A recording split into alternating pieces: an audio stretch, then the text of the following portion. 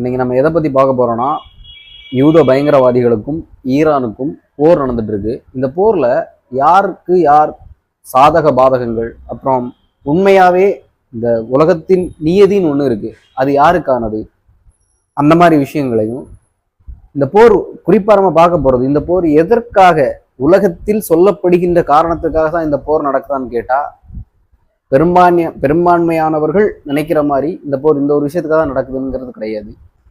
அனைவருக்கும் வணக்கம். இது உலகம் ஒரு பொக்கிஷம் யூடியூப் சேனல். வணக்கம். முதல்ல இந்த போர் எதற்காக ஆரம்பிச்சது? நம்ம நினைக்கிறோம் இந்த போர் ஒரு பொருளாதாரத்தை கட்டுப்படுத்துறதுக்காகவோ, அல்லனா இந்த பெட்ரோல், கச்சா எண்ணெய், இந்த மாதிரி விஷயங்களுக்காக தான் மோஸ்ட்லி நடக்குது அப்படின்னு உலகத்துல சொல்லப்படுது. ஆனா இது உண்மை கிடையாது. இந்த போர் நடக்கிறதுக்கு காரணம் என்னன்னா, மதம், இனம், இந்த ரெண்டு விஷயம்தான். அதுல இனம் எதன் அடிப்படையிலனா யூதர்களின் அடிப்படையிலும், மதம் யூதர்களின் மதம், அந்த அடிப்படையிலும் தான் இந்த போர் இப்ப நடந்துட்டு இருக்கு. இந்த அல்லக்ஸா மசூதி அப்படின்னு சொல்ற ஒரு விஷயம் நம்ம எல்லாருக்குமே தெரியும்.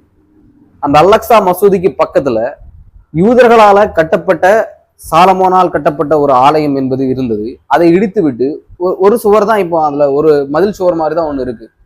அந்த சுவர்ல இப்ப யூதர்கள் போய் ஏதாவது அவங்களுக்கு முக்கியமான தினங்களோ, அல்லனா இவங்களுக்கு ஏதாவது வேண்டுதல்களோ, அப்ப அந்த சுவர்ல போய் தான் அவங்க ப்ரேயர் பண்றாங்க. அந்த சுவரை இடிச்சுக்கிட்டு புது கோயில் கட்டணும். அதுக்காக மட்டும்தான், மதத்துக்காகவும் இனத்துக்காகவும் மட்டும்தான் இந்த போர் நடந்துட்டு இருக்கு. சரி, இதற்காக இஸ்ரேல் வாழ்ந்து கொண்டு இருக்கு. இப்ப இஸ்ரேல் என்ற ஒரு நாடு அங்கீகரிக்கப்பட்டிருக்கு. என்னை பொறுத்த வரைக்கும் நான் அதை அங்கீகரிக்கல. அப்புறம் அது உங்களுடைய தனிப்பட்ட கருத்துக்கள். அங்க வாழ்கின்ற யூத பயங்கரவாதிகள் அந்த நிலம் எங்களுக்கு சொந்தமானதாகவும், அதை கடவுள் எங்களுக்கு கொடுத்ததாகவும், அதன் மூலம்தான் நாங்க இதை கைப்பற்ற நினைக்கிறோம் அப்படிங்கிற ஒரு பிம்பத்தை உருவாக்கி விட்டுருக்காங்க. சிம்பிள் கொஸ்டின், உலகத்தை கடவுள் யூதர்களுக்காக மட்டும்தான் படைச்சாரா? ஒரு இஸ்ரேல் என்ற இனத்துக்காக மட்டும்தான் கடவுள் படைச்சிருந்தாரா? அப்படின்னா அவர் ஒரு சார்பு, கடவுள் என்பவர் ஒரு சார்பாக மட்டும்தான் பேசிட்டு இருக்காரா? கிடையாது. இதை நம்ம நார்மலா காமன் பீப்புள் யோசிச்சாலே நம்ம எல்லாருக்குமே தெரியும். ஆனா நம்ம நாட்டிலையும் இந்த யூத பயங்கரவாதிகளுக்கு ஆதரவு கொடுக்குற நிறைய பேர் இருக்காங்க. குறிப்பா கிறிஸ்தவர்கள். நான் எதற்காக இதை சொல்றேன் அப்படின்னா, நண்பர் கேட்ட கேள்விக்கு எதற்காக சண்டை நடக்குன்னா, மதத்தின் அடிப்படையில, இனத்தின் அடிப்படையில. அப்ப மதத்தின் அடிப்படையில பார்க்கும்போது கிறிஸ்தவர்கள் ஏன் நீங்க யூதர்களுக்கு சப்போர்ட் பண்றீங்க? அதான் முதல் கேள்வி. நீங்க ஏன் அவங்க சார்பா இருக்கீங்க? நீங்க புரிஞ்சுக்கோங்க. நான் இந்த வீடியோல தொகுப்புலையே இப்ப நான் இந்த பேசிட்டு இருக்கும்போது இன்னொரு வீடியோவை நான் ஆட் பண்றேன். அந்த வீடியோல பாருங்க, அந்த யூதர்களின் ரபி, ஒரு மத குருமார் அப்படின்னு சொல்றவரு கிறிஸ்தவர்களை ரொம்ப கேவலமா பேசியிருப்பாரு. ஆனா அதை பார்த்ததுக்கு அப்புறமாவும் கூட மக்கள் மனமாற விரும்பல. ஏன்னா எனக்கு தெரியல. Christians evangelists here in America, which almost all of them are Republicans, they probably all gonna vote for Trump, and they are very pro-Israel. குறிப்பா கிறிஸ்தவர்கள் யூதர்களுக்கு ஆதரவு கொடுக்கவே கூடாது. ஏன்னா யூத பயங்கரவாதிகளால தான் நீங்க கடவுளா ஏற்றுக்கிட்ட இயேசு கிறிஸ்து சிலுவையில் அறையப்பட்டார், உயிர் விட்டார். அப்படின்னு பார்க்கும்போது நீங்க ஏன் கிறிஸ்தவர்கள் யூதர்களுக்கு ஆதரவு கொடுக்குறீங்க? தெரியவே மாட்டேங்குது. ஸோ இந்த போர் மதத்தை காரணம் காட்டியும், ஒரு இனத்தை காரணம் காட்டி தான் நடக்குதே தவிர, பொருளாதாரத்தின் அடிப்படையிலையோ அல்லனா கச்சா எண்ணெய் நீங்க சொல்ற மாதிரி இது எந்த விஷயத்துலயுமே இது நடக்கல. நீங்க சொன்னது யூதர்களுக்காக மட்டுமே இந்த போர்ன்னு சொன்னீங்க. அப்புறம் எதற்காக அமெரிக்கா இந்த போர்ல தலையிட காரணம்? அவரை சுத்தி ஏதாச்சும் யூதர்கள் இருக்கார்களா, இல்ல அவர்களோட கட்டுப்பாட்டுல அமெரிக்கா இருக்கிறதா? இப்போ நம்ம நினைக்கிறோம் இஸ்ரேல்ல மட்டும்தான் அந்த யூதர்கள் இனங்கள் அந்த பகுதியில தான் அவங்க வாழ்ந்துகிட்டு இருக்காங்க. உண்மையை சொல்லணும், நிறைய மக்களுக்கு இது தெரியறது இல்லை. உண்மையை சொல்லணும்னா இந்த உலகத்தை மொத்தமா கண்ட்ரோல்ல வச்சிருக்கிறது யூத பயங்கரவாதிகள் தான். நிறைய பேருக்கு இந்த விஷயங்கள் தெரியறது இல்லை. அது எப்படி ஒரு இனம், அதுவும் உலக மக்கள் தொகையில 0.some% தான் இருக்காங்க, அவங்க எப்படி நம்மளை கண்ட்ரோல் பண்றாங்க இப்படிலாம். ஆனா முன்னாடி இருந்த நிலைமைகளை விடைக்கும் இப்ப மக்களுக்கு நிறைய விஷயங்கள் புரிய வந்திருக்கு. ஸோ கொஞ்சம் மக்கள் அதை நம்ப ஆரம்பிச்சிருக்காங்க. இவங்க என்ன பண்ணிட்டாங்க அப்படின்னா, நம்ம நினைக்கிறோம் இஸ்ரேல்ல மட்டும்தான் யூத பயங்கரவாதிகள் இருக்காங்கன்னு. கிடையாது. அமெரிக்கா என்ற ஒரு மிகப்பெரிய நிலப்பரப்பை தங்கள் கட்டுப்பாட்டில் வைத்திருப்பவர்களே யூத பயங்கரவாதிகள் தான். இப்ப நீங்க கேட்குற மாதிரி அமெரிக்காவை எப்படி கண்ட்ரோல்ல வச்சுக்க முடியும்? அதான் ட்ரம்ப் வேற கிறிஸ்தவ மதத்துல உள்ளவர் தானே.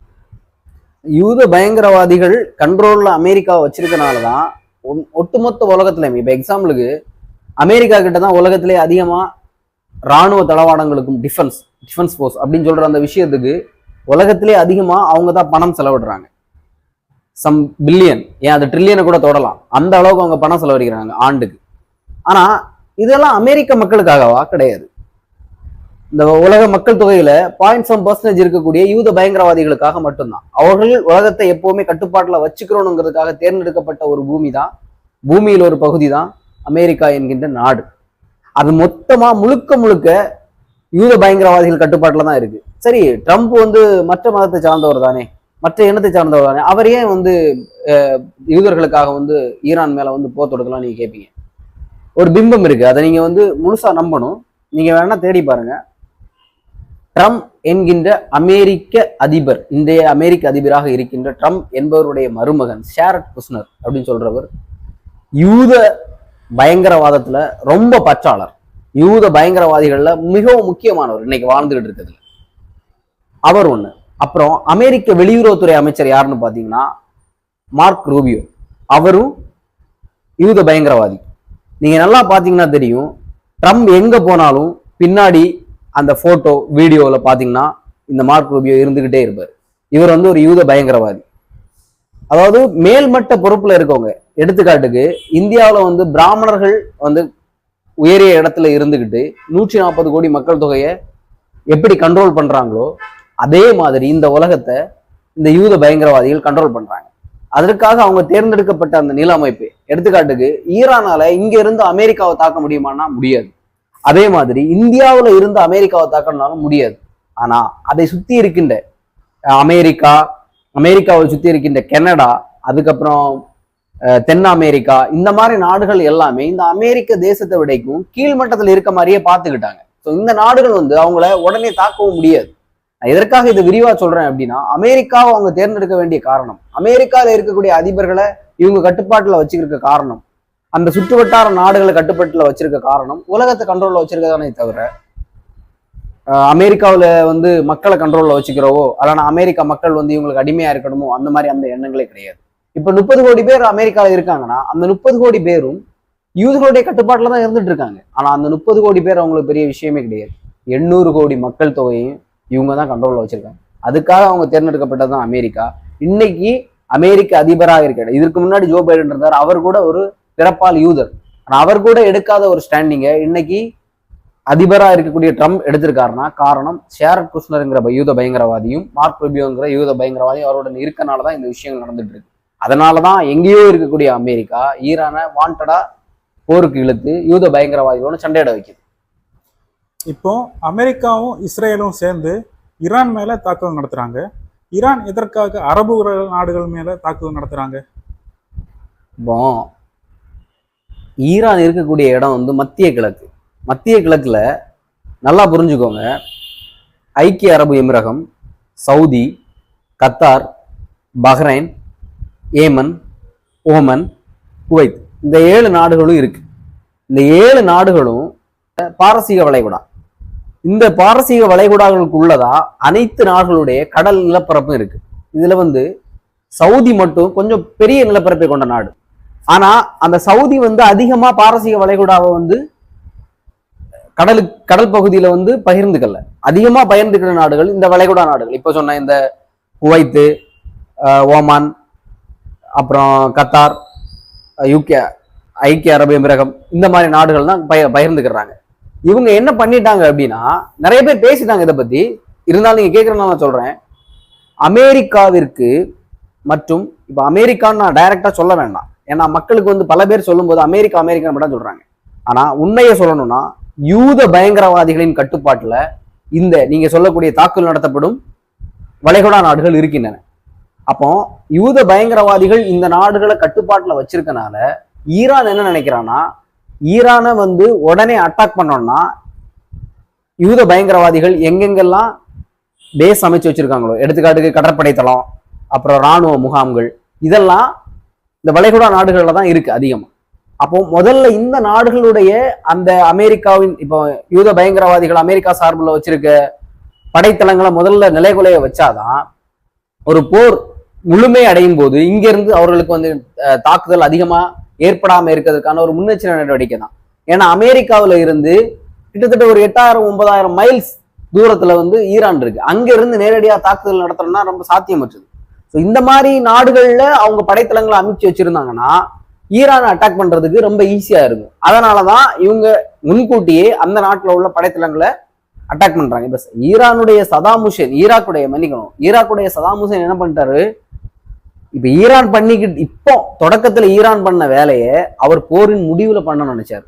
அதனாலதான் சதாம் ஹுசேன் வந்து முற்று முழுவதுமா தோற்கடிக்கப்பட்டார். ஈராக்கினுடைய அதிபர் முதல்ல இதை கையில் எடுத்திருந்தாருன்னா அன்னைக்கும் இந்த போர் இவ்வளவு நாள் நீண்டுகிட்டே தான் இருந்திருக்கும். இப்போ ஈரான் வந்து இஸ்ரேலை தாக்கணும் அப்படின்னு இப்போனா யூத பயங்கரவாதிகள் தங்களுடைய ஆக்குப்பை நிலமா வச்சிருக்க இஸ்ரேலை தாக்கணும் அப்படின்னாலும் கிட்டத்தட்ட 2000 கிலோமீட்டர் தூரத்துல தாக்கணும்.